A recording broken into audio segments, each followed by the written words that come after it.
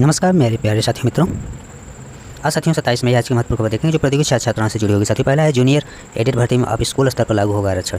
सहायता प्राप्त जूनियर स्कूलों में सहायक अध्यापकों के 1504 और प्रधानाध्यापकों के 390 पदों पर भर्ती के लिए आरक्षण अब स्कूल स्तर पर लागू किया जाएगा। शिक्षा निदेशालय के अफसरों ने पहले जिला स्तर पर आरक्षण लागू करने का प्रस्ताव भेजा था, लेकिन विधिक राय लेने के बाद सहायता प्राप्त माध्यमिक विद्यालयों में होने वाली जो टीजीटी और पीजीटी की भर्ती की तरह ही स्कूल स्तर पर आरक्षण लागू करने का निर्णय लिया गया है। बेसिक शिक्षा विभाग के अफसरों ने अब शासन को संशोधित प्रस्ताव भेजा है। भर्ती का शासनादेश जल्द जारी होने की उम्मीद जताई जा रही है। स्कूल को इकाई मानते हुए जो आरक्षण लागू होगा उसमें यदि किसी स्कूल में 5 पद है तो 3 पद अनारक्षित होगा और एक पद ओबीसी एससी के आरक्षित किए जाएंगे। उदाहरण के लिए किसी स्कूल में शिक्षकों के 5 पद स्वीकृत है, उसके सापेक्ष 3 अनारक्षित वर्ग के शिक्षक कार्यरत है तो रिक्त 2 पदों में से केवल 1 पर ओबीसी और 1 पर एससी अभ्यर्थी को नियुक्ति होगी। स्कूल स्तर पर साथियों आरक्षण की बात किया जा रहा है। 1 पर ओबीसी और एससी नियुक्ति। प्रधानाध्यापक के पद पर आरक्षण लागू नहीं होगा। सफल अभ्यर्थियों से राज्य स्तर पर आवेदन किए जाएंगे और उसके बाद जिलों की सूची भेजकर भर्ती प्रक्रिया पूरी की जाएगी। पिछले 3 साल से किस स्तर पर आरक्षण लागू करे, इसे लेकर असमंजस की स्थिति बनी हुई थी। भर्ती फंसी होने के कारण कई स्कूलों में ताला बंद होने की नौबत बन गई है, क्योंकि वहाँ शिक्षक ही नहीं बचे हैं। इस प्रकार 5 पदों में 3 अनारक्षित, 1 ओबीसी एससी के लिए आवेदन होंगे। आरक्षित शिक्षक प्रधानाध्यापकों के रिक्त 1854 पदों पर भर्ती का मामला है। 3.5 साल पहले हुई थी लिखित परीक्षा इसके साथियों, इसी से संबंधित मामला दिया है। शिक्षक भर्ती में सफल हुए थे 42,066 अभ्यर्थी इसमें सफल हुए थे, जिसमें परीक्षा में कुछ सम्मिलित साथियों हुए थे। लगभग 2,71,000 से अधिक अभ्यर्थी सम्मिलित हुए थे, जिसमें 42,066, जबकि प्रधानाध्यापक की भर्ती में 14,000 से अधिक अभ्यर्थियों में से 1544 सफल घोषित किए गए। कुछ अभ्यर्थियों ने संशोधित परिणाम को भी चुनौती दी थी, लेकिन हाईकोर्ट ने 15 फरवरी 2024 को यह सभी याचिकाओं को खारिज करते हुए भर्ती प्रक्रिया पूर्ण करने के भी आदेश दिए थे। साथियों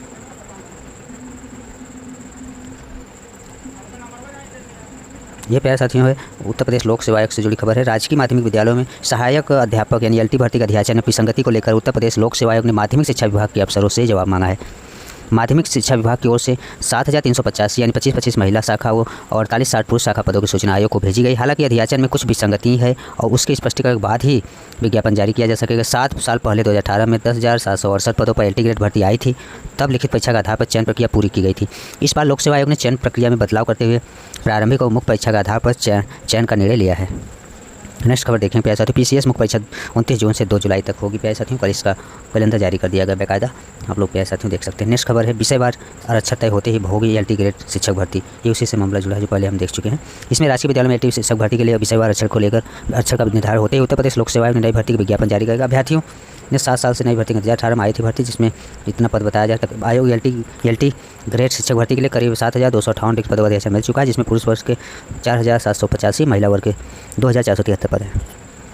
ये भर्ती 3 साल से अटकी है। किसी तरह समकक्ष अर्हता विवाद सुलझा तो परीक्षा के प्रारूप में प्रस्तावित बदलाव के कारण भर्ती अटक गई और 2018 में विज्ञापन के एलटी ग्रेड 10,768 पदों पर एकल परीक्षा के माध्यम से अभ्यर्थी का चयन किया था, लेकिन आयोग ने एकल परीक्षा का प्रावधान ही समाप्त कर दिया है। एलटी ग्रेड शिक्षक भर्ती अब प्रारंभिक मुख्य परीक्षा के माध्यम से कराई जाएगी। प्यारे साथियों इसी से समझ रहा। नेक्स्ट खबर है 12,344 पदों पर होगी भर्ती। 7,994 पदों पर लेखपाल भर्ती का प्रस्ताव राजस्व परिषद ने भेज दिया है। राजस्व विभाग ने तहसीलदार, नायब तहसीलदार, लेखपाल और कनिष्ठ सहायक के रिक्त पद जल्द भरे जाएंगे। नायब तहसीलदार, लेखपाल और कनिष्ठ सहायकों के पदों पर भर्ती के लिए संबंधित भर्ती आयोग के अधियाचन भेजा दिया गया है। तहसीलदारों को लगभग रिक्त 300 पदों को पदोन्नति से भरा जाएगा। राजस्व परिषद की तरफ से उत्तर प्रदेश अधीनस्थ सेवा चयन आयोग को भेजे गए अधिवाचनों में सर्वाधिक 7,994 पद लेखपाल और 1,756 कनिष्ठ सहायकों के। मुख्यमंत्री ने कहा है कि 2 सप्ताह पहले हुई राजस्व विभाग की समीक्षा बैठक में सभी रिक्त पदों को जल्दी भरने के निर्देश दिए हैं। उन्होंने राजस्व विवादों के शीघ्र निस्तारण के लिए सभी रिक्त पदों की जानकारी भी अधिकारियों से ली है। राजस्व विभाग के सूत्रों के अनुसार वर्तमान में तहसीलदारों के करीब 300 रिक्त पदों को भरने के लिए पदोन्नति की प्रक्रिया शुरू कर दी गई है। नायब तहसीलदार के 258 पदों पर सीधी भर्ती के लिए 2023-24 में उत्तर प्रदेश लोक सेवा आयोग को अधियाचन भेजा जा चुका है। इसके अलावा 67 पदों पर भर्ती के लिए अधियाचन भेजने को लेकर फाइल तैयार की जा रही। वही नायब तहसीलदार के 47 पदों पर संबंधित कर्मचारियों को पदोन्नति से भरा गया है। कनिष्ठ सहायक के 1,687 और कनिष्ठ सहायक के जो मंडल के 69 पदों को भरने की तैयारी। उत्तर प्रदेश अन्य सेवा चयन आयोग के कनिष्ठ सहायक के 1,550 और कनिष्ठ सहायक के 56 पदों भरने की प्रक्रिया शुरू कर दी। इस संदर्भ में विज्ञापन को भी प्रकाशित किया जा चुका है। आयुष विभाग में जो है साथियों 4,350 पदों की नियुक्ति के लिए भी भेजे गए हैं अधियाचन। इससे संबंधित खबर है। ये रहा प्यारे साथियों आज की कुछ महत्वपूर्ण खबर। धन्यवाद।